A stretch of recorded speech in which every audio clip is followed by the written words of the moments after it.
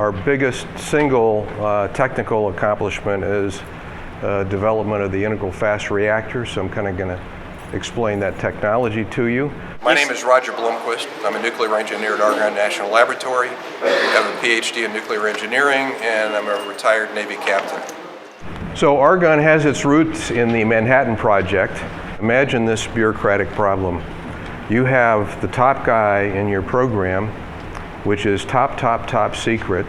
He needs a security clearance, and he's an enemy alien because we're at war with Italy. So figure that one out. Somehow, I guess General Groves got that taken care of. But to me, that is probably an accomplishment that rivals the invention of the first man-made self-sustained nuclear chain reaction. So anyway, but I'm not cynical. So December 2nd, 1942 was the culminating experiment. There was a series of experiments before then where the pile was assembled bit by bit and then measurements were taken and so forth. It's a standard approach to criticality for a new reactor design where you sneak up on it. There are some people who think, well, this is really a dangerous experiment because we didn't know what we were doing. Well, Enrico Fermi knew exactly what he was doing. He is still viewed as being the best neutron physicist to ever live because he was a master of experiment and he was a complete theoretical genius as well. And we may have had better experimentalists or better theoreticians in that field, but he's the one who had the whole package in spades. But this was a huge technological accomplishment. It's kind of like the discovery of fire because it's the word nuclear is an adjective that modifies two nouns. One of them is weapons, and the other one is power or energy. There's a lot of problems in our society today with conflation of those two, and so a lot of people just kind of don't think very much of this accomplishment. But it was a stupendous accomplishment. And there were others who were trying and who failed, specifically the Germans, which of course was the relevant contest of the time. The Japanese also had a program, but the Germans were the farthest along. Argonne has never been involved in weapons design, but we did do the designs of at least the early plutonium and tritium production reactors. Could I get you to articulate the distinction between power reactors and research reactors, and like the concept that some people have about power reactors or producing plutonium for bombs? Is that something you could okay. explain? I would say there are three kinds of reactors. One is truly experimental reactors that are used for physics testing. In other words, the behavior of the chain reaction in the presence of various materials that one would build a reactor out of. And those are our zero power reactors. They don't need a cooling system. Then there are research reactors, which may be power reactors. They are not used for electricity generation, but they generate enough power that they must have a cooling system. And some of those reactors have been used to produce materials for nuclear weapons. So in fact, that's what the Pakistanis and the Indians did, and the North Koreans have done it. And that's how we did it. Commercial power reactors are designed and built and optimized to produce power for electricity, heat for electricity, and they are much more difficult to refuel, for example, than a research reactor. So it's harder to operate them in a way to produce plutonium for weapons, and it's also extremely uneconomical to do so. So commercial power reactors are definitely not the way to produce weapons material, and the United States has never done that.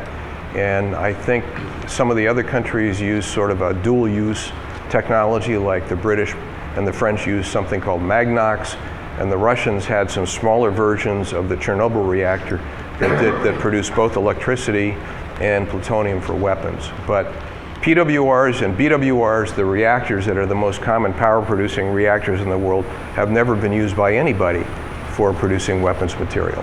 It's pretty much impossible to get to and use for a weapon. It's the wrong kind of plutonium, it's got too much other radioactivity in it, it's got the wrong plutonium isotopes. Nobody, if they wanted to build a plutonium bomb, would use a commercial reactor. It's much cheaper and easier to use a dedicated reactor like we did at Hanford and at Savannah River. It's difficult to extract, that's the point. Yeah. Anyway, we built EBR-2 in Idaho.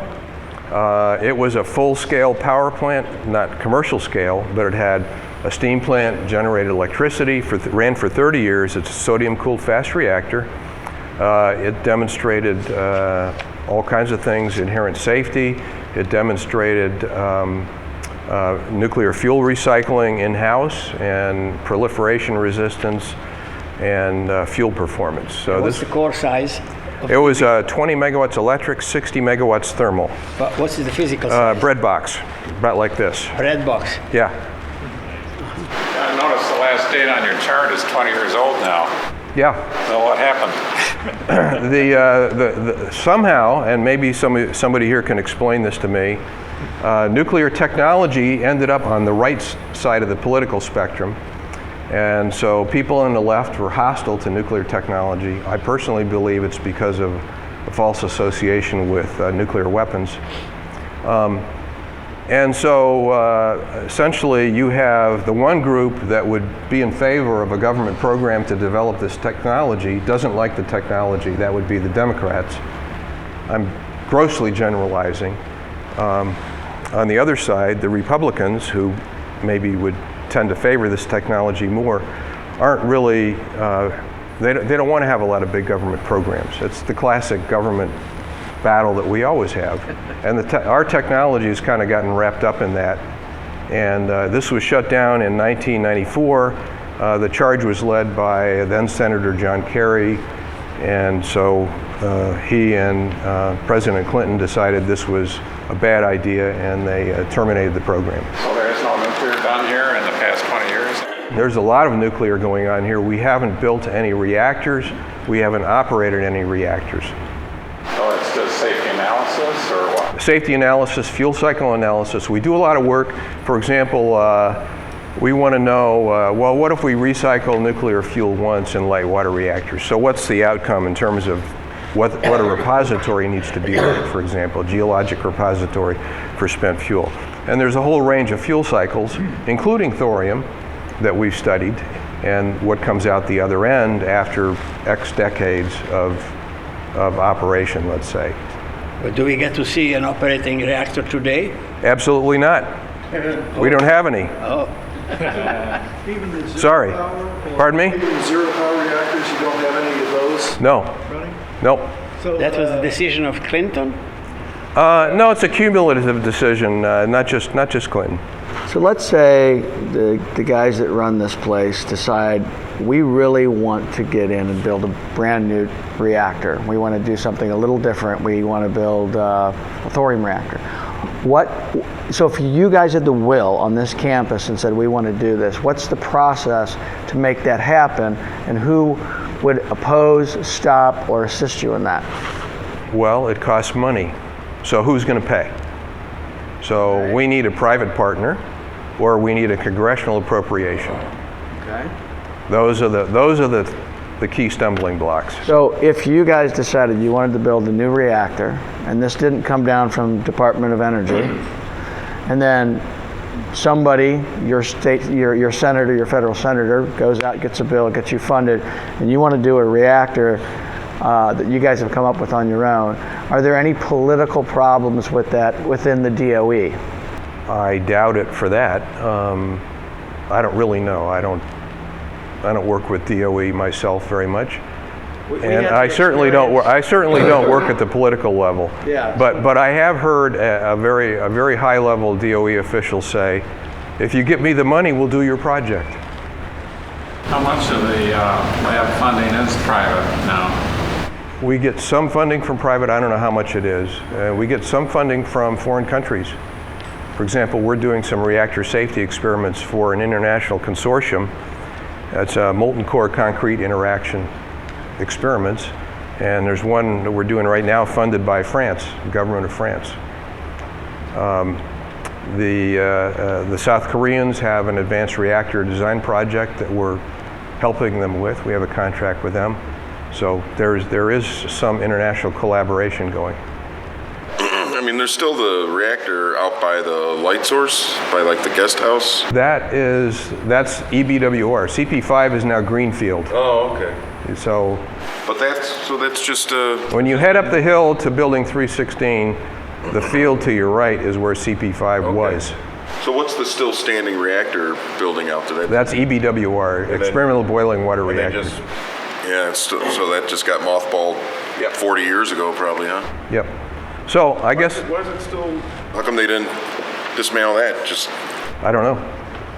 Why do they even dismantle reactors? Because it's like, I always assumed that was a fine end state for a reactor, is just to have an abandoned building. That's a very good question, and I don't understand why you have to return a reactor site to Greenfield when you don't need to do that for any other industrial facility that you stop using. do you see how much work they did to the NASA reactor in Ohio? God, it blew.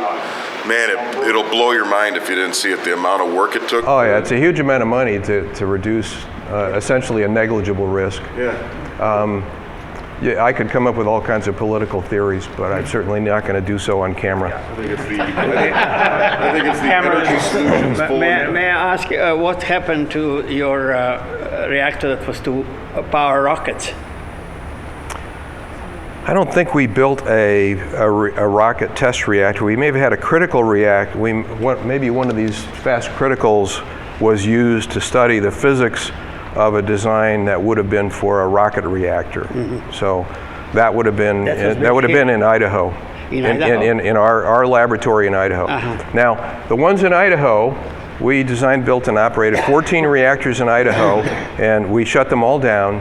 And then the reactor sites, there was a new laboratory started up in 2005, Idaho National Laboratory, which basically took our experimental facilities at Argonne West. So they are the custodian of the sites where these reactors used to operate. But why was the rocket-powered reactor dropped? I don't know. Does anybody? You're talking about Nerva or Kiwi or BB I'm not familiar which is the name, but clearly we don't have them now, and they worked on it. So it would be nice to know. The nuclear reactor for the rocket propulsion.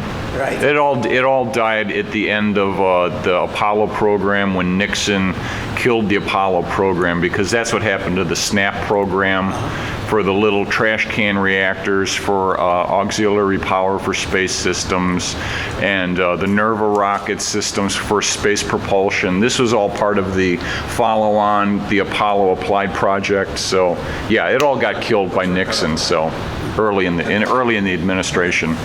Many of you have probably seen one version or another of this curve. There are a couple of reasons for fast reactors. One is better safety. Not that our current, nothing I say here, by the way, should be taken as a criticism of our current reactors. They're perfectly adequate.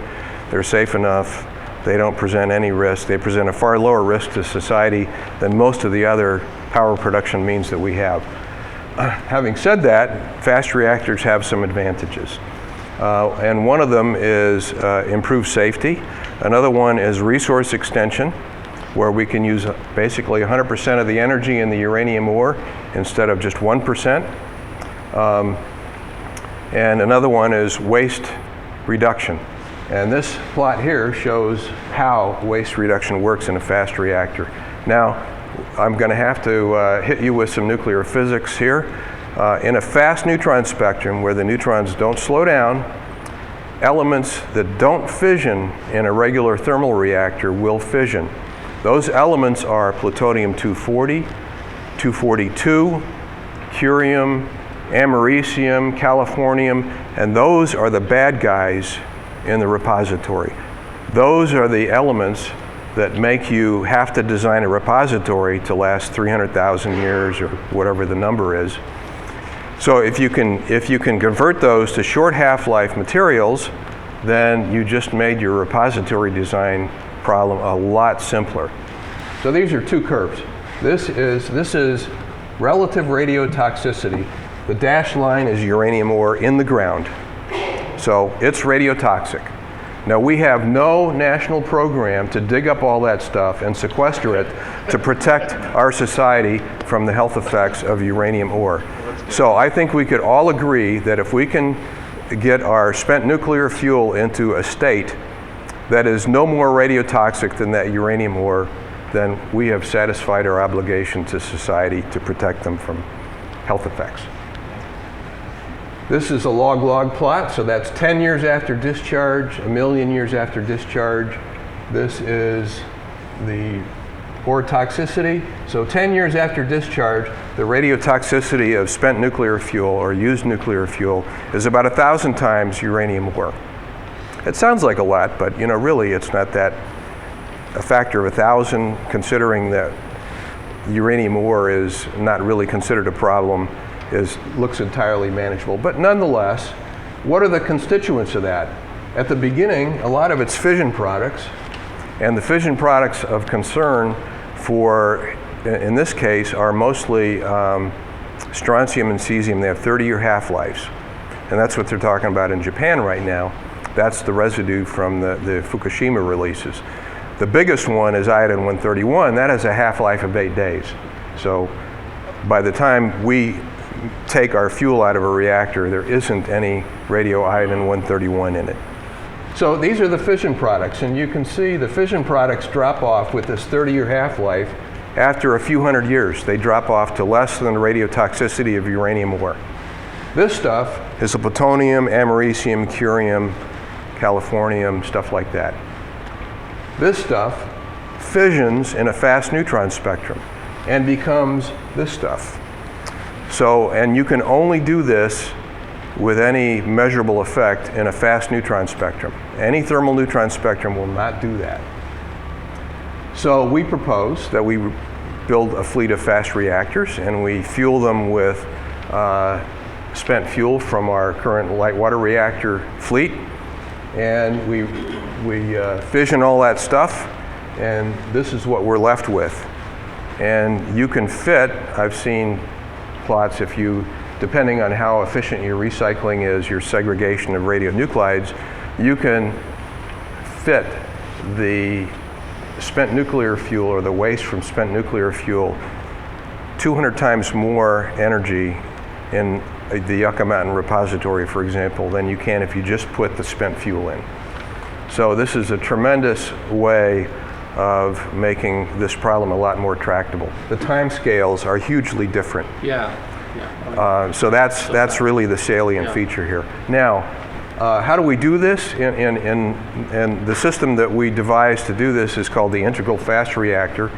It has actually a similarity to the molten salt reactor in that it's on-site recycling, although it's not in the reactor, the primary system. So it doesn't involve shipping fuel around, use spent fuel and all that. You actually don't want to do that. You want to recycle kind of promptly. And the system we have devised is called Pyroprocessing, which is electrometallurgical. It doesn't involve aqueous chemical systems, which tend to be much more complex, much more expensive to build, very difficult to maintain because you've got radionuclides and concentrated nitric acid, and it's well, the French do it quite well, but it's very challenging. Pyroprocessing is a little batch system, so it doesn't involve piping systems, so it's a bit like a computer in that if you have a component failure in this recycling system, then you can swap in a new one and take the old one out and throw it away or whatever. So in terms of operations, it's simpler. It's probably about 10 times smaller in physical scale, and in terms of materials, so it's, I think, costs about 1/7 as much as a similar sized aqueous reprocessing plant. But the main thing is, our system never ever separates plutonium from uranium. And it never completely gets rid of the fission products. So what the system the French use for recycling produces plutonium dioxide, which is then mixed with uranium dioxide to make MOX for reactors, and it works fine. We call that a clean fuel, dirty waste system. So they still have to deal in the repository with the americium, the curium, and all that stuff, not the plutonium. Ours is a dirty fuel, clean waste system in that what comes out at the end is fission products plus maybe some trace amounts of the heavy stuff. So the bad stuff all goes back in the reactor, including some of the fission products, which make this material self-protecting. So if you were someone who wanted to steal material to make a bomb, this is the very last material you would consider. First off, it would have to be a suicide operation to do it. Second off, it's got all these neutron emitters and heat emitters in it that would make it impossible to put an explosive lens around the plutonium bomb, an HE explosion lens, which is part of the bomb design. That would just melt. So it's as secure from a proliferation point of view as you can get. So Helen Caldicott says that you only reprocess 8% of the, I don't know if it's 8% of the entire fuel or 8% of the plutonium, but could you maybe articulate how this is supposed to consume all the fuel and not just 8%? Like, is that 8%, is that a number that you're familiar with? That's the only person I've ever heard that number from. We'll get you her best videos. No, don't make them. Helen Caldicott is a pediatrician. I'm a nuclear engineer. What is the diameter of this core here of this order of magnitude? Yes. This is, okay. 1 meter? So a pressurized water reactor is 3 meters in diameter and 3 meters tall. That's where the uranium is, okay? The same size for 1,000 megawatts. 1,000 megawatt fast reactor is about 1 meter across and 1 meter tall. How do we do that? We don't use water as a coolant. We use liquid metal, in our case sodium, and the thermal conductivity of liquid metal sodium is 100 times that of water. So it's an enormously better coolant. You can also use, by the way, you can use a steel clad instead of a zircaloy clad, and zircaloy is what reacted with the water at Fukushima to release hydrogen, which then had a chemical explosion outside of the reactors. This reactor is inherently safe specifically because it uses liquid metal sodium as a coolant and because it has a metal fuel, not a ceramic fuel. A metal fuel is very nice because you can cast it. You can use injection casting to fabricate fuel elements in our recycling plant. Our plant, this is a mock-up of the recycling plant we built at Argonne West, and spent fuel comes in and fresh fuel goes out, and it's attached to the reactor. Yeah. Address sodium. In high school, we also saw how dangerous sodium is. You can't put it anywhere. But it seems intuitively to be a safety feature. Sodium. And it's not. Sodium combusts in air, but it sort of fizzles. Oxidation of sodium is about 4 times less exothermic than oxidation of, let's say, firewood. So firewood is a self-sustaining chain reaction where heat takes the place of the neutron sort of in sustaining it. There is so little heat produced in sodium oxidation that it can't sustain a very fast chain reaction, a combustion chain reaction, except in water. But in air, it sort of fizzles and hisses and stuff like that. The Japanese had a sodium leak at one of their reactors, and it just sort of, it makes a mess, but it doesn't really do any damage like a fire would. So to call it a fire, it is combustion, but to call it a fire is sort of an exaggeration.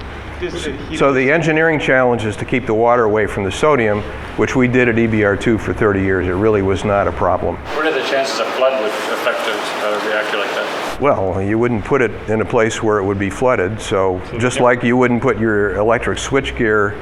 Japan would never get one.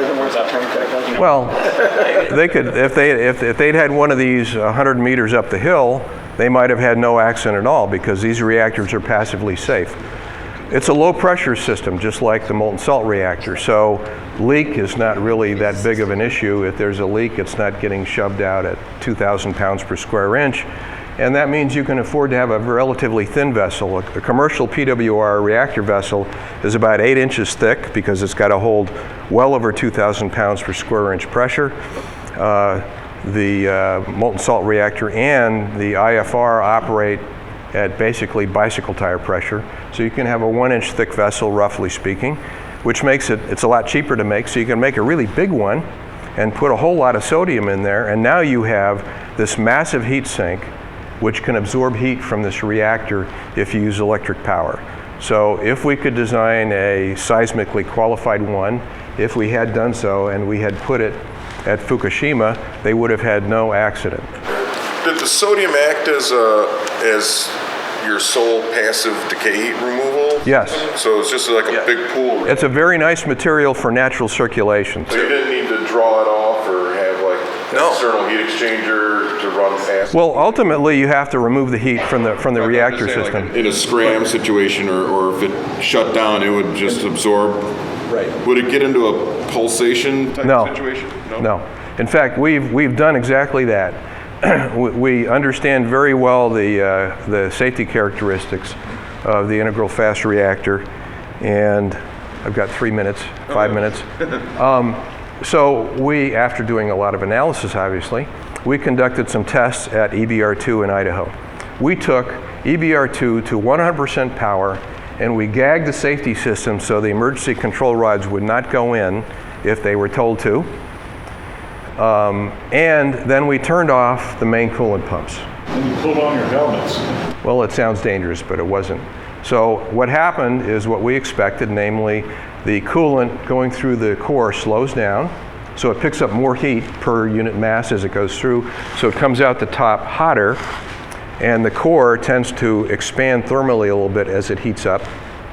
And now more neutrons leak out and don't contribute to the chain reaction. Now in any reactor, it's a very fine balance, and so any perturbation can make a very big difference. In this case, a little core expansion reduces the chain reaction to the point where it pretty much stops. So what you're left with is a system that is critical still, but it's at not producing any power to speak of from the chain reaction, only the decay heat. And now there's natural circulation going on inside this big vessel, so you don't have to put the coolant in, it's already there. And it's absorbing heat. Now ultimately, you need to remove that heat. But since it's a big vessel, it has a big surface area, and you could design it so that natural air circulation on the outside of this, we can make this thin vessel, we can afford 2 of them. Yeah. So we put one outside the inner one, and so if the inner one leaks, we still don't have a leak. So that's another nice feature. But a commercial reactor, we would design it with a natural circulation, natural air heat removal that would occur. And so you would actually never ever need to take operator action. That would be the design goal. Sure. Has there been any interest, public perception-wise or anything, since Pandora's Promise came out and they're talking about the fast reactor and Pandora's Promise? Is there any uptick in interest in this now? I don't know if Pandora's Promise has changed public opinion. I think it has motivated some people who had been either skeptical of nuclear or were anti-nuclear to rethink that, and the combination with climate change. That's, I think, the big difference today about public perception of nuclear is before nuclear was another way to generate electricity, and it had all these supposed downsides, which were factually true, but in terms of real impact were just sort of made up. Now there is a definitive reason to pursue nuclear energy, and that's climate change that people perceive. And ocean acidification. We have a schedule, we have an appointment, and Dr. has been, thank you for that. Roger, okay. Thank you so Pleasure. much.